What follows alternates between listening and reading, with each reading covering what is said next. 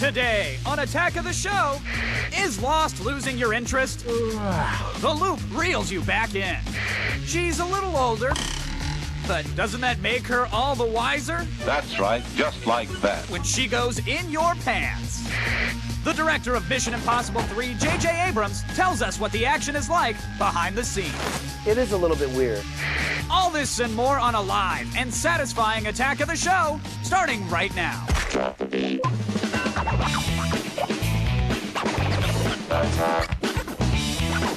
going on here? Think upon this. Attack of the Show. Attack.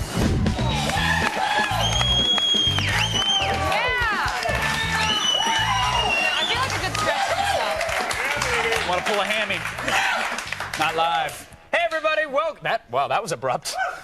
Wow, someone shut off the sign. Welcome to Attack of the Show, folks, TV's only source for all the stuff you care about. My name is Kevin Pereira. Hey everyone, my name is Olivia Munn, and we are coming to you again live from the G4 studios in LA. Now, right now, as we speak, people are already in line at Best Buy waiting for the PS3 8 days earlier. Yeah. Yes, nerds have found something to do with their time, and they're not leaving until they have a PS3 under their arm. Well, we couldn't believe it either. I mean, people were posting photos and blogging about it online. So Attack of the Show decided to drop by the line. It's right here in Burbank, California, to find out what was going on. Again, actual people waiting in line for a PlayStation 3 8 days early. Here you go.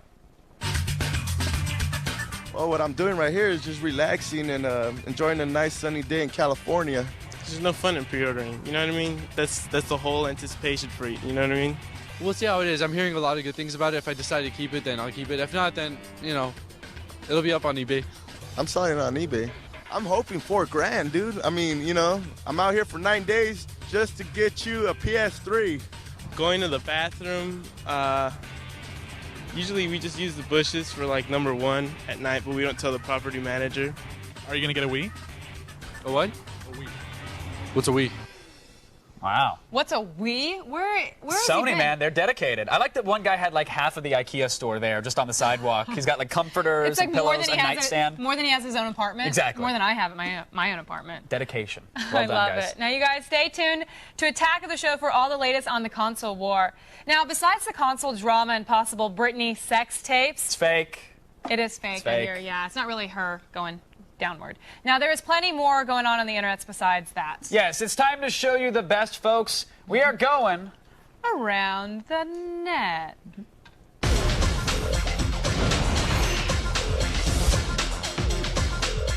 Bring it back. Viral marketing is a smart move these days. If you got a clever enough idea, you can spend no money and get a video passed around to everyone on the net. One that's not a sex tape. Yeah, you don't have to worry about things like paying for television time, which is expensive. Yeah. You know, overblown campaigns. You don't even have to follow safety rules. It's the internet. It's the Wild West of media. Yes, and Blend Tech makes blenders and appliances, and they set up a site called Will It Blend to show off how powerful their product really is, and it's scary what they do. Yeah, but I mean, besides food products, they have this awesome part. It's called Do Not Try This at Home. Though after everybody watches this video, you're all going to be trying it at home, and we'll probably do it next week. I hope we do it next week. Blending 06 Live. Take a look. Let's see what we can do to a rake handle in 90 seconds.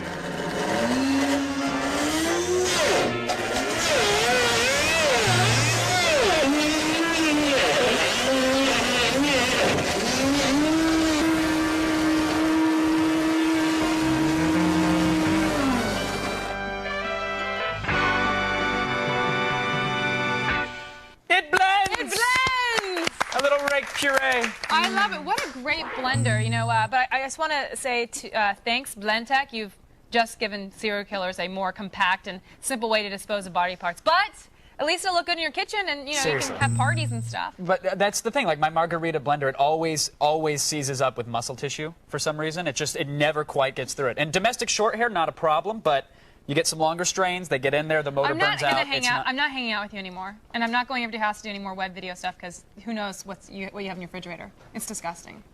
Keep it in the freezer. Do you turn it into a jelly or a jam and put on a cracker? I put it in ice cube trays, actually. Nice little puree. Like Jell-O shots? Yeah. Go to G4TV.com/AOTS for the links to everything you just saw. But right now, folks, It's time for the only news that you need to know. You know the drill. Here's Layla Cayley with the feed headlines.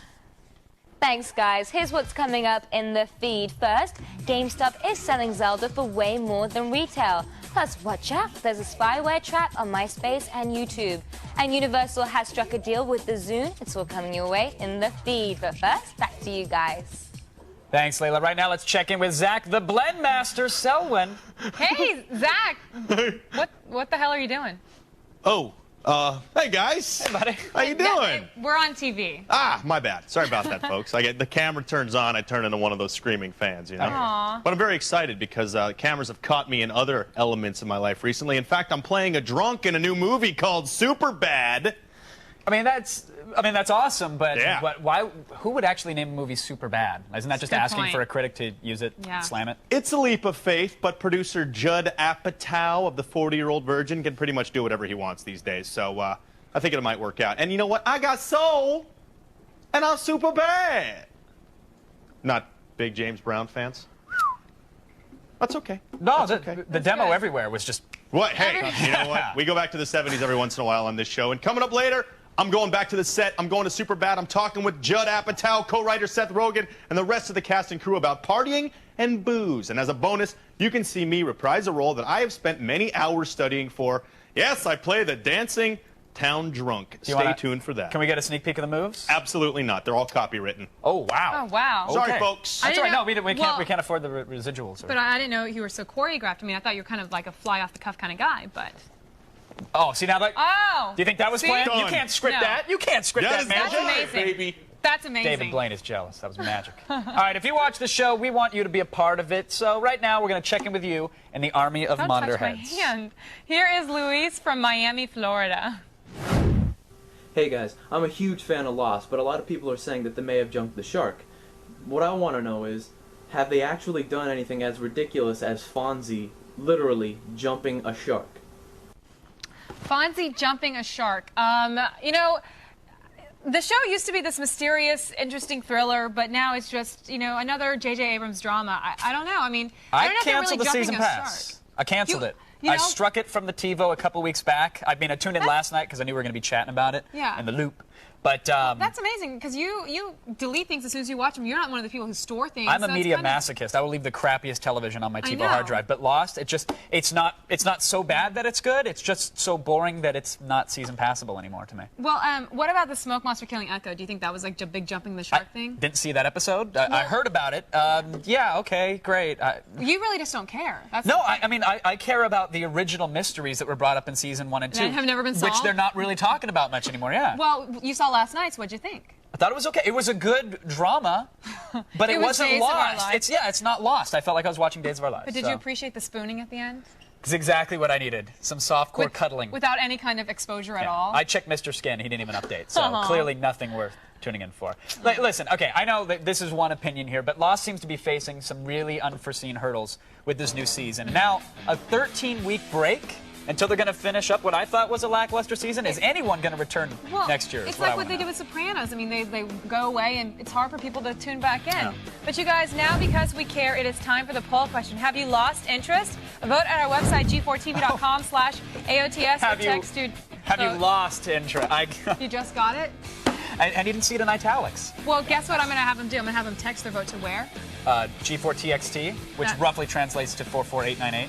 You are on the ball today, my friend. You guys go there to vote and register for AOTS Live News Alert. All right, now coming up later, we're going to show you more Blender viral marketing, but this time with a can of Coke and some marbles. And I'm not going to ruin anything. That looks so awesome. I'm just saying, Olivia, someone may get a hand cut off. You know I'm buying one tonight. May get a hand cut off. Really? A hand cut off?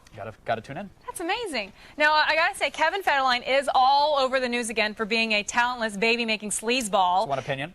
It's everyone's opinion. And when he released his epic song, the Brazilian ass shaker, Popozão, that didn't even make his record, and he actually said that it was a joke. Yeah, he actually made more people pissed off. That's how good his record is. When a hit like Popozão, he could have dropped that and made millions. Even that's not good enough for the album. This is why we're Come not on. friends. He only had 12 tracks to work with. Listen, Oh, my God. The thing about Popozão is that when that video was released, it was him in the sound stage. I think it was The like mixers, MTV2. right? He's hanging out on the mixing board. He's rocking out, listening to his own track, enjoying the smell of his own flatulence. And I came into work and everybody's sharing this video, and I said, like, this isn't really that great. Like, you give me 10 minutes, and a microphone, and I could top it with my own kind of thigh well, shaker. You know, I watched that video, and he was very interested. He loved his own music. I mean, they were jamming to it. I mean, they were really, you know, looked like they thought that they were doing some good stuff. I mean, you really think you could have A couple months ago, we saw it in the morning. I wrote the song. We laid down the track all in one day and had it on air that same day. And here's what went down. Take a look. You see. 10 minutes. I can make a song in 10 minutes. That's no problem. No, it's reggaeton. Oh, man. Oh, God, how do you say that in Portuguese? Okay. You ready for this? You got to double it up now. I only got 10 minutes of something. 7.5. Here we go. You can sample that if you want, actually. Give me a siren. Just give me a siren. I don't care. Find me a siren. Muslos de requesón. Muslos de reque. Do you like the breathing? Muslos de requesón. That's the fire. All right, so this is my new track. It's called Muslos de requesón. It's a bit of a Portuguese thigh shaker. Check it out. That's good. Yeah, I like that. Yeah. Now give me a siren. Just give me a siren. I don't care. Find me a siren. I want a siren. Muslos de requesón. Muslos de requesón. Muslos de requesón. Muslos de requesón. De requesón in Portuguese, it means cottage cheese. I ain't telling lies. I'm talking about your thighs. Yeah, I like that party horn. Cause I like to party. And the horn signifies that I'm partying. I wanna see those dimples shake, them chunks of dough I want to bake. Muslos de requesón, muslos de requesón, muslos de requesón, muslos. That's the fire. That's the fire. That's the fire. That is the fire. It's the fire. Fire. It's the fire. That's a fire. It's fire. Yeah, that was the fire. So Brittany, call me. You know. I like that. No? You're not a fan of the Brazilian thigh shaker? What's the name of that song? It's Muslos de requesón. What does that mean? It means cottage cheese thighs. Give me a siren. Oh my God. It says it in the lyrics. I mean, if you... All right. Well. Kevin, I know you were just calling out Brittany just then, but I have to say you have to be a dancer to get her too. So your little skills on your Casio isn't helping you. Oh, you've seen me Ghost Ride the Whip, sweetheart. Let's see it. You guys, stay with us. We are getting started. Lots more ahead. You trying to kill me? J.J. Abrams gives us the lowdown on the mission he chose to accept. For better or worse, I take full responsibility for the movie. And she's old enough to be your mother, but you don't want any other in your pants.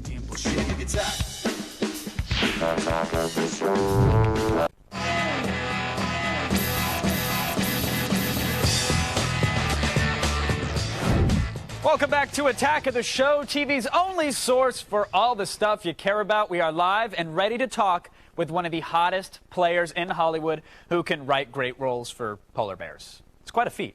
Here's Olivia. Mission Impossible 3 was released last week on DVD. The mid-season finale of Lost aired last night. It is safe to say that J.J. Abrams is loving his life. And joining us now is the man himself, director, producer, and entertainment genius, J.J. Abrams. So, J.J., out of all the directors out there, how did Tom pick you to direct the movie, since you are primarily a TV guy? Like, was he a fan of yours before? What happened was that I had a meeting with Tom about something else, and I met him there. And when he was leaving my office, my assistant at the time gave him the DVDs of Alias, the first 2 seasons. And I didn't really think much of it. It was great to meet him, but I didn't think he'd ever watched the DVDs, you know. And then I was in Hawaii shooting the pilot for Lost. I got this phone call from him that he'd watched all the episodes, and he just wanted to get together. So I thought, that's odd, but very cool. So I got back to LA, and we, hung out and became friendly. And, in relatively short order, he asked me to direct this movie, which I honestly could not believe. Now, it sounds like you guys really collaborated on most of the project, but let's say if you did have a disagreement about something, who had the final say? Me. No. No, the truth is, he hired me. He's the producer of the film, so there's that. Plus, there's the, oh, he's Tom Cruise factor.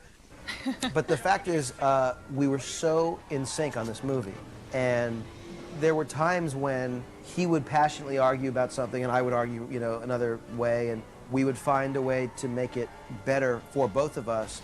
And never once, not one time, did he second guess me or insist on something else. He let me make my movie. So the movie you see is not something that I wouldn't point the finger and blame anyone. I mean, for better or worse, I take full responsibility for what the movie is. Right now, though, I have to ask you about Lost. I know last season you were busy with shooting MI3, so how hands are you this season? Well, I co-wrote the first episode with Damon Lindelof, with whom I created the show, and I've been more involved this year in terms of, reading the scripts and watching the cuts and stuff than I was last year when we were in China. I mean, I remember there was one episode of Lost that I didn't get to see at all until it aired, and I was in China when it aired, and I downloaded it on iTunes and watched it, and I thought, this is insane. I'm like, I'm watching Lost, I hadn't even seen the cut yet, so that was weird. But Damon Lindelof, who's a genius, is running that show with Carlton Cuse and Jack Bender and Brian Burke and the other producers, and they're just doing an amazing job. So I'm more involved, but I'm not as deeply involved as I was. Well, everyone here always wonders how well mapped you and the writers have it. Do you have all the answers to our questions, or do you just think, oh hell, they'll figure it out later? We don't have all the answers to all the questions, but we have answers to the big questions, and then as you go, you find yourself intrigued by certain kinds of things and certain storylines that you think, oh, I know what we'll do with this, and then you make that leap of faith, which is, it will either be what I think it will be, or we will discover something better. But the truth is, in series television, you must remain flexible, so that the stories that come up with characters that you might think will play a certain way, suddenly you realize those actors are not making that thing work in the way we thought. Or those actors that we thought would be sort of throwaway are actually incredibly, compelling. We got to make more of that. So you find yourself adjusting to performances and cuts and stories and just anecdotally what people are finding from the show. And you have to kind of be willing to let the show take you where it wants to go, just as much as you're insistent upon, delivering a certain thing that you want to do. Okay, finally, everyone here is dying to know about Star Trek the movie, especially me. I know how it is when I start asking you about a project in the works and your answers become very mysterious, but I gotta know, what is going on with this movie? First of all, I swear to God, I do not mean to be coy about anything, but there are certain things that are just too early to talk about, like the story of the movie or my directing. I'm not sure yet if I'm going to be directing, but I'm producing the movie. Alex Kurtzman and Bob Orci are writing it. Damon Lindelof is producing with me. Brian Burke is exec producing. So we have this group that has worked together either on Alias with Damon and Brian, or with Lost with Damon and Brian, or on Alias with Bob and Alex, and now we're all working together. So it's a really exciting project. We love where the story's going. Well, JJ, thank you so much for joining us. What an honor. It is my pleasure. Thanks for having me. We will have more on Lost later in the show when we pick apart last night's episode in the loop. Now let's go on back over to another entertainment genius, Mr. Kevin Pereira. Oh, stop. It's Entertainment Guru. Still ahead in the feed, we'll tell you why Zelda for the Wii could actually cost you close to $700. And Olivia's talking about what kind of porn she likes when she goes in your pants with sex advice. Helpful hint, no humans were harmed. More coming up on TV's only source for all the stuff you care about.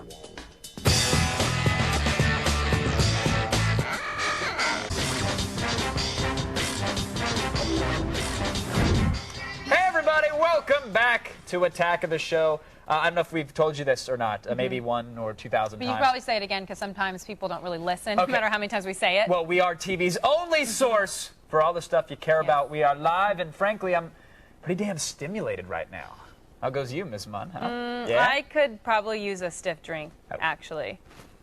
Okay. We're a little different in that way. Apparently. But you guys at home, prepare yourselves and your pupils and your eyes. Sex is on my mind. Which is part of the eye, actually. Yeah, because you need to focus in your eyes. I'd say get the cones and the rods and even the retina ready for this. You guys, I'm about to take you into a very, very dark place in your pants.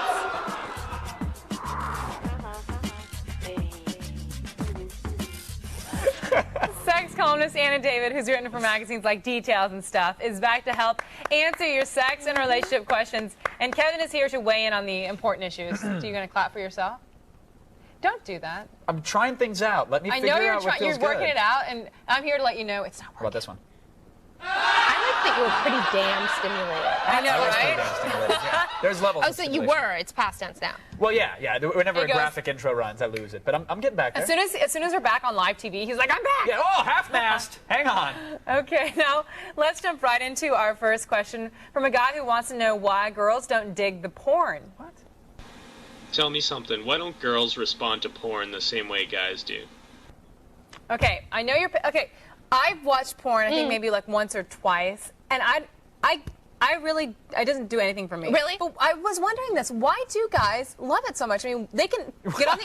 No, see, I mean, I understand. No. It's not like I understand that it's like watching sex and you're seeing people do nasty, crazy stuff, right? I get that. Well, I don't know what kind of porn you're watching. Mine's very sensual. It's a lot of kissing, a lot of storytelling. Caressing. Yeah. It's just like Legends of the Fall on a loop. No, sex therapist Laura Berman says more women are watching porn than ever before. Yeah. It makes sense because it's on the internet, and Yeah. so it's Right. like not going to like the shady video place to rent something. I'm totally not against doing anything that society thinks is wrong, so I would do it if I wanted to. I'm just Sure. not really that into it. But you know what? I'm gonna give it another chance. Tonight. Let's have a viewing party. Let's have a Come on viewing over. party. I'll show you some Stick of the one crazy in stuff that I now. got. I make you a know? really great dip. I make a great dip. But here's the thing. I mean, look. You don't want to bring dip to a porn party, by Well, the way, you because know- you never know where that bowl's been. Always be careful. That's true, and I'll make sure that mine are clean. Now we got to move on to this next guy. He is a guy who wants his parents to love his cougar. My parents don't like the girl I'm dating because she's 10 years older than me. What can I do to make them like her? What is so funny, Kevin? I didn't think I was entertaining to me. I like him. I like his Racist. question. What? Exactly. You're laughing at him. I was Yes. not. I was Anna, laughing at his what do you think? Anna, talking to Anna. Look, have you ever dated a younger guy? Well, wait, he's dating. Yes, he's dating. I have, and it didn't go over well. But like my parents, look, I think that like at a certain point, it doesn't really matter what your parents think. I mean, some parents think no one is ever going to be good enough for their precious daughter. Hi, Mom.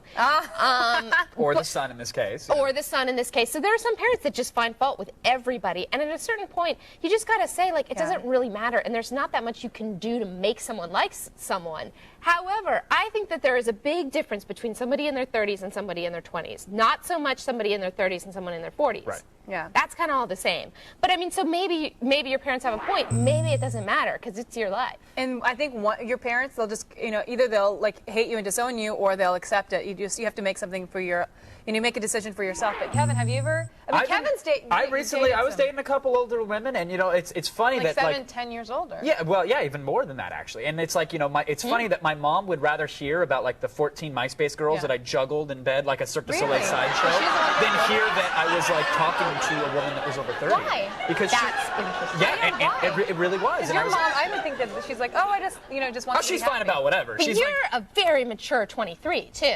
That's not Sorry, true. Jedi, That is not like, true. don't let that count in the bag. True. Come on now. No. That's. Wait, so your mom didn't. She didn't like it. She was concerned because she said, like, first of all, like, because someone, over 30 should be concerned with a family and settling down and having kids. Why are they dating a 23-year-old guy who obviously doesn't want that, And etc. has lots of babies running around. And plus, she was like, that's when women are in their sexual peak. And I was like, well, maybe that's what's appealing to me. Maybe mom just doesn't so you know. want you to experience a woman Exactly in what her it sexual is. peak, which is just so Freudian. I really can't even address Really? that. Wow, Well, I think. kind of.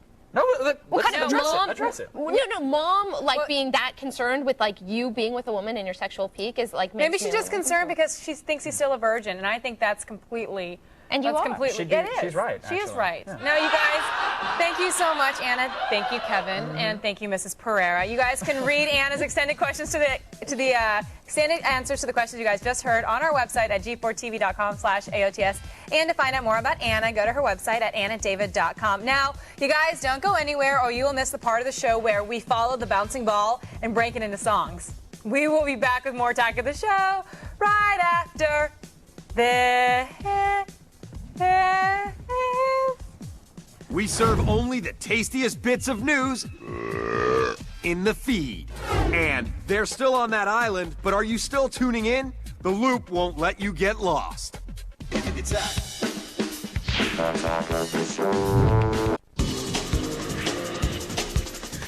Welcome back to Attack of the Show. We happen to be TV's only source for all the things you care about.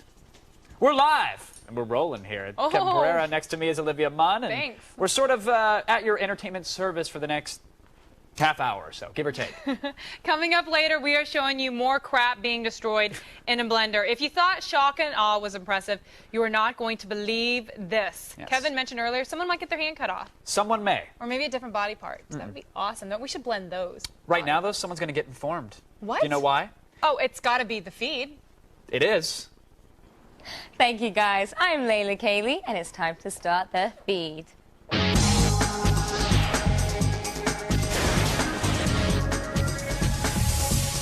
If you want to order the new Zelda game, you better have some cash saved up, like PS3 money. Yesterday, we reported on GameStop and EB's Wii Bundle that costs $700 and will include The Legend of Zelda Twilight Princess. As of now, that's the only definite way to get the game. All website pre-orders for the titles have been sold out. Your best bet is to see if your local store will have a copy, or you can just buy it somewhere else.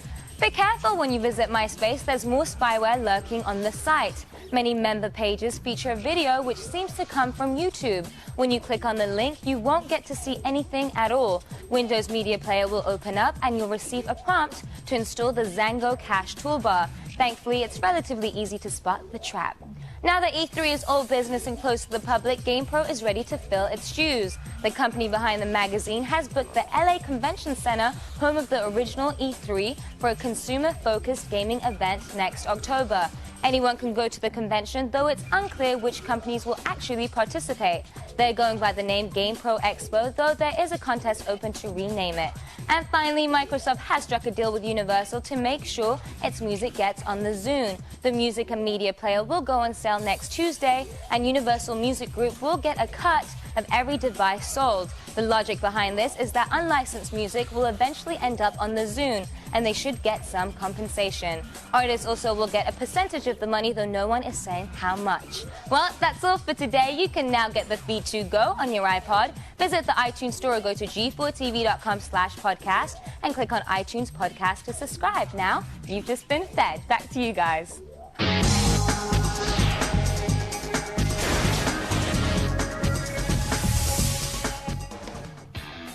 Hey, thanks, Layla. Now you at home, don't get off that couch or easy chair. We are just about to hit our stride. That's right. Stay with us. We have lots more ahead on TV's only source for all the stuff you care about. Is it about time for Lost to ask for directions? The Loop knows the way. And Zach learns what it's like to be super bad. I normally roll with at least 5-6 beers in hand. The Feed is brought to you by Tag Body Spray for Guys. Consider yourself warned.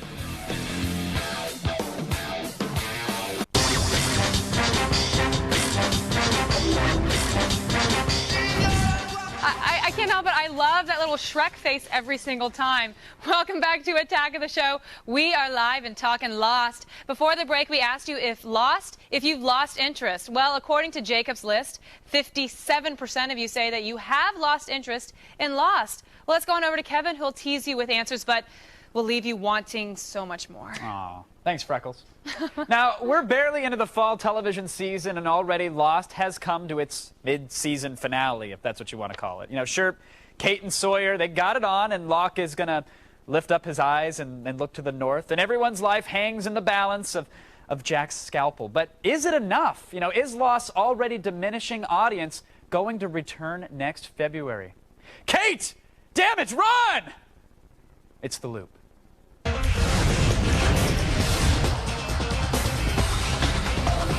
It's only acting.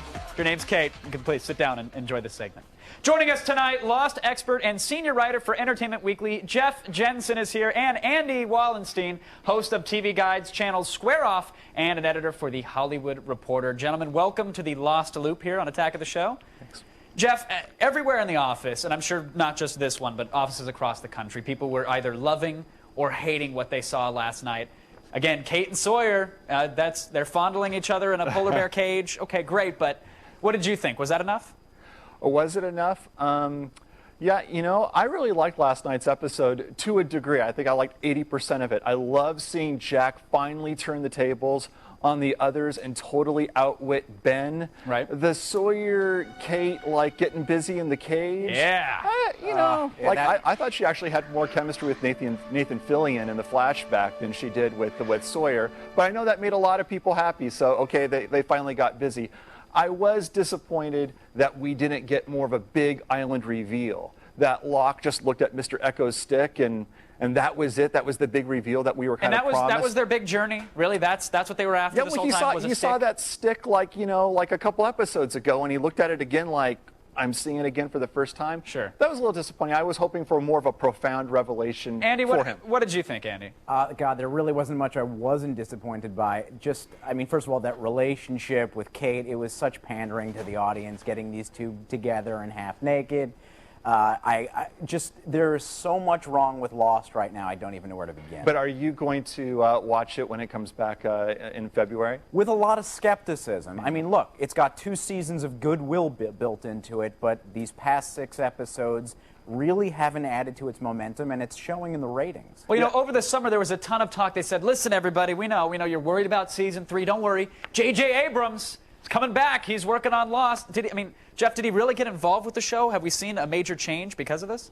I think he helped write the first episode. He's talked about coming back to direct maybe the season finale, maybe do some more writing. I think the show is still firmly being guided by Damon Lindelof and Carlton Cuse. The way it should be. I mean, Jeff, you know that the director on an episodic TV show doesn't really make much of a difference in terms of the sensibility. It lives or dies in the writer's room, and right now it's kind of dying.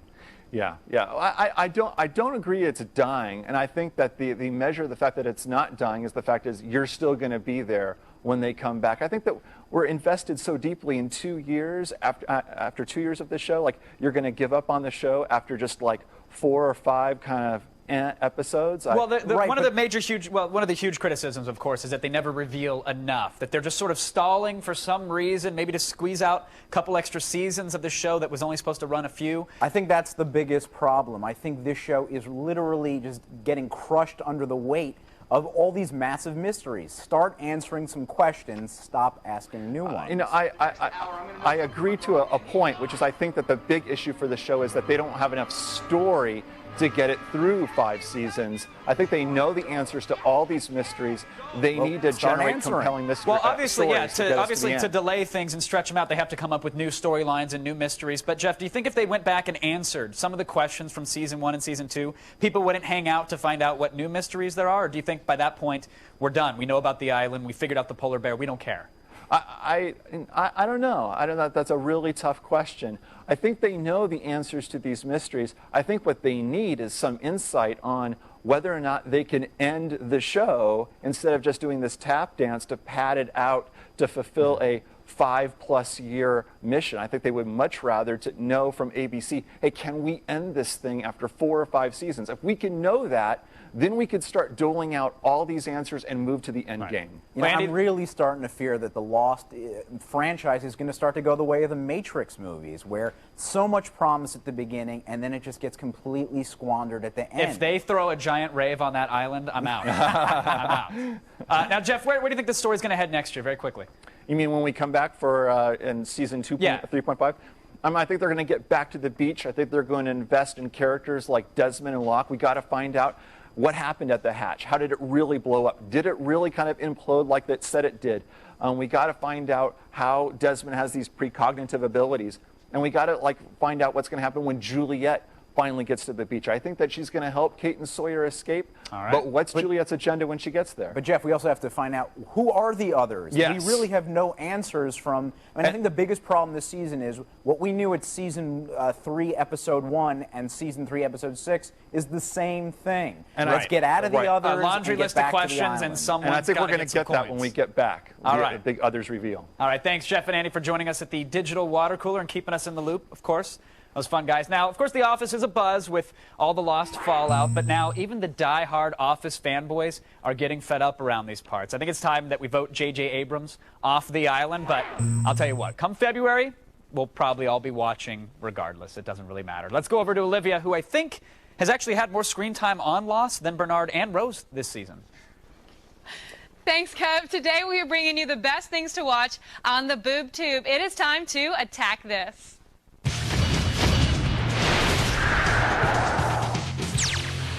First up, an all-new Iconoclast premieres tonight on the Sundance Channel, where two celebrities get together and ask each other questions. This week, it's director Quentin Tarantino and breathy songstress Fiona Apple. You will hear all about their awkward and embarrassing moments as Fiona treats Quentin to a performance, and Quentin takes Fiona to the set of his latest film. On Saturday, catch the season premiere of Greg the Bunny on IFC, where puppets do parodies of the movies. On Saturday's episode, they'll take Charlize Theron for a ride in a send-up of Monster with some help from Gilbert Gottfried. Now, this season on Greg the Bunny, look for parodies of Moulin Rouge, Being John Malkovich, and American Movie. On Sunday, watch a new episode of Dexter. I love this show. Now, this is a Showtime series, and it's about a forensic expert who analyzes blood spatter at crime scenes. He also just happens to be a serial killer who only takes out bad guys. This week, you'll learn the identity of the ice truck killer, and we like Dexter because, really, it isn't Sunday without a little blood and gore. And finally, Daybreak premieres on ABC next week, which has the same premise as Groundhog Day, with Taye Diggs playing the part of Bill Murray. In the show, Diggs is Detective Brett Hopper, and he wakes up each morning and relives the same day, keeping only his memories and the injuries he sustained along the way. He has to clear his name and mend his broken relationships. And if Detective Hopper gets sick of do-overs, well, unlike Bill Murray, he can probably just kill himself. That's today's Attack This. Visit g4tv.com/AOTS for more info on all these shows. And coming up later, we will go behind the scenes of the high school party flick from Judd Apatow and Seth Rogen, Superbad. You're watching TV's only source for all the stuff you care about.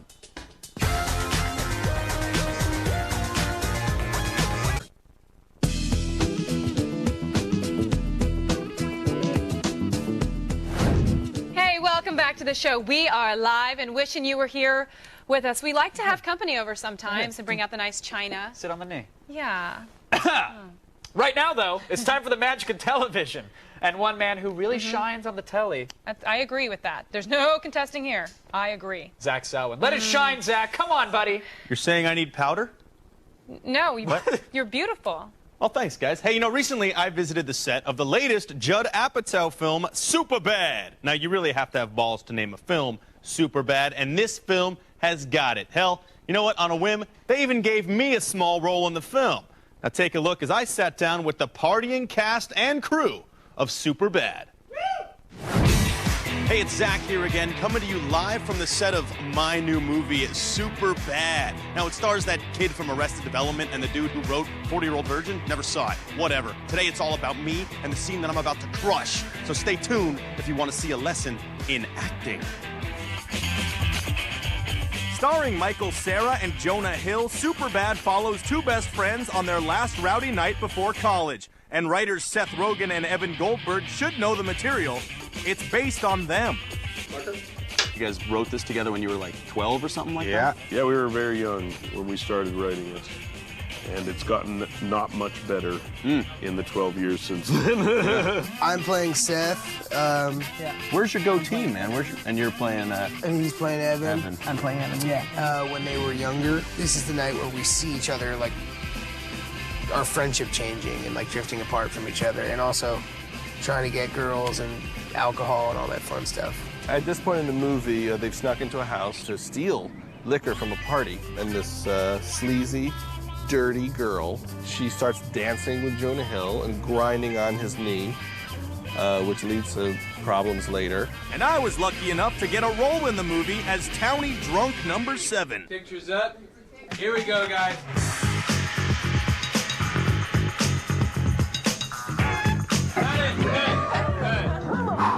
I'm out of shape, baby. It's been a while since I've rocked a house party like this. Was it kind of hard to walk into that party room and see a man with a presence like mine dancing around, you know, really crushing? Was I in that scene that you were in? Yeah, I mean, you were the guy dancing and I was the other guy dancing. Oh, that's right. No, Yeah. you were. No, you were. No, yeah, I remember now. Totally. You were. You rocked it, man. We didn't actually know that you were with the press. And in trying to discern the best extras to use in the scene, we pointed at you and said, more guys like that guy. See that? I swear to God, that happened.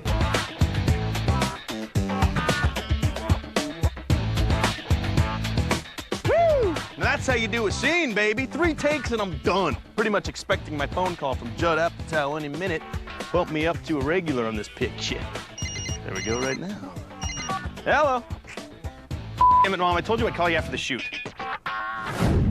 Superbad opens in a year. October of 2007. Start lining up now to see that epic dancing and drinking of mine. Let's go back to you, Kevin and Olivia. Thank you very much. I like the... I know, he's moves. pretty good. He's got some nice moves. Must have been tough, like, dancing and drinking like that in the film, because usually he's, you know, too wasted to stand, let alone actually dance. So, good job, buddy. Way to... Yeah.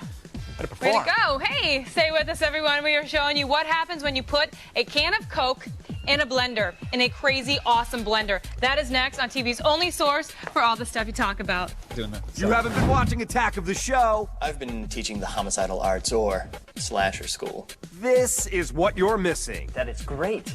And I love what you're doing with your eyes. That's good. You are a mad butcher now. For more info, go to g4tv.com/AOTS.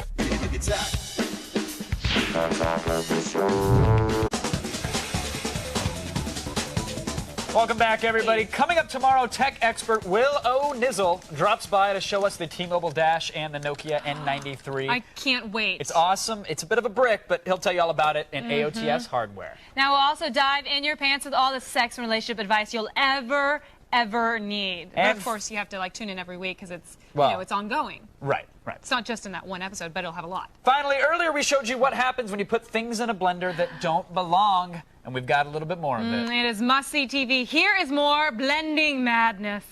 I'm going to place approximately 50 marbles in a jar, and I'm going to run the ice cream cycle, which is the slowest cycle we have.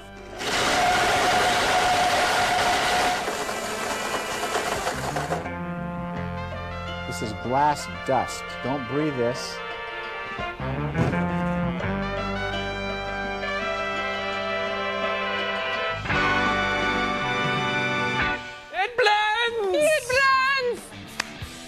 All right, guys, thanks. Now for all the things you saw today and more, go to g4tv.com/AOTS. Don't forget, X-Play is up next. Tonight, they dig into some Super Monkey Ball madness. And my friend Blair Butler co-host. She is so awesome. Good night, everyone. She's more my friend, though. Let's be honest. My friend.